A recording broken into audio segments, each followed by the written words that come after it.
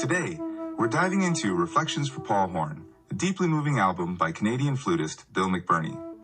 It's a tribute to Paul Horn, a pioneer who blended jazz, world music, and meditative soundscapes in a way that really changed how we think about flute music. Yeah, what's interesting is that McBirnie, usually known for his energetic Latin and bebop jazz flute, takes a very different approach here. Instead of fast, flashy playing, he focuses on spaciousness, tone, and quiet reflection.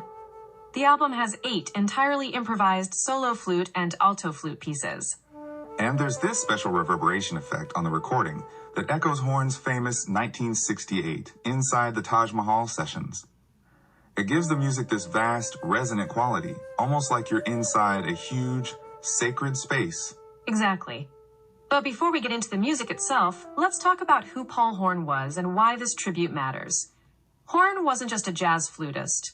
He was a pioneer of what we now call world and new age flute music. His recordings inside the Taj Mahal are legendary because of how the natural acoustics shaped the sound. Right, and Horn's focus was on music as meditation and spiritual practice.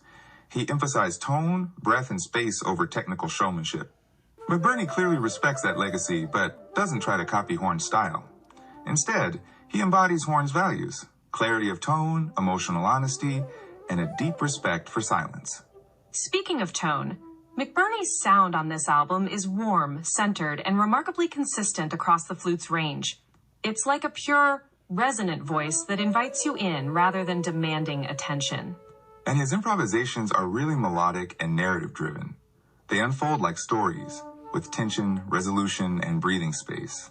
It's not about fast runs or flashy solos, but thoughtful musical conversations. That's where the use of silence and space becomes so important. Silence here isn't empty. It's like punctuation in a story. It gives the music room to breathe and the listener time to reflect. Some reviewers even describe the album as a Zen garden of sound, calm, spacious, and inviting contemplation.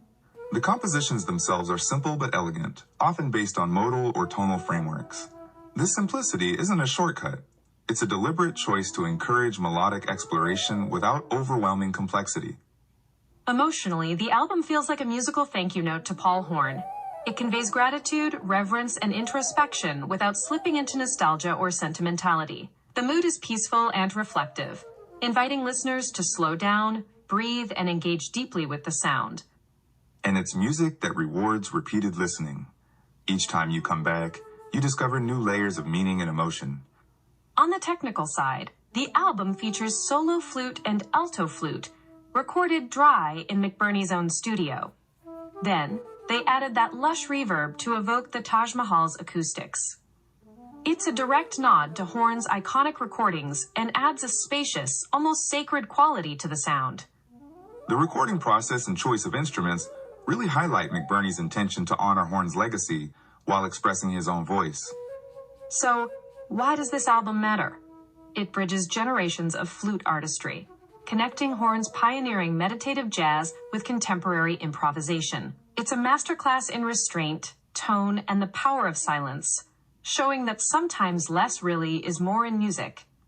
For flutists and improvisers, it offers lessons in phrasing, breath control, and emotional honesty. And for general listeners, it's a calming, deeply human experience that invites reflection and presence. It's also hard to pin down genre-wise. It's jazz, new age, world music, and contemplative sound art, all at once. In a world often obsessed with speed and complexity, No Reflections for Paul Horn reminds us of the beauty of patience, space, and intention in music. Bill McBirnie's tribute isn't just about honoring a legend.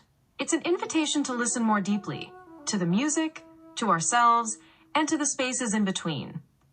Whether you're a jazz fan, a lover of flute music, or just someone looking for a moment of calm, this album offers a rare and rewarding journey. Absolutely, it's a musical sanctuary that lingers long after the last note fades.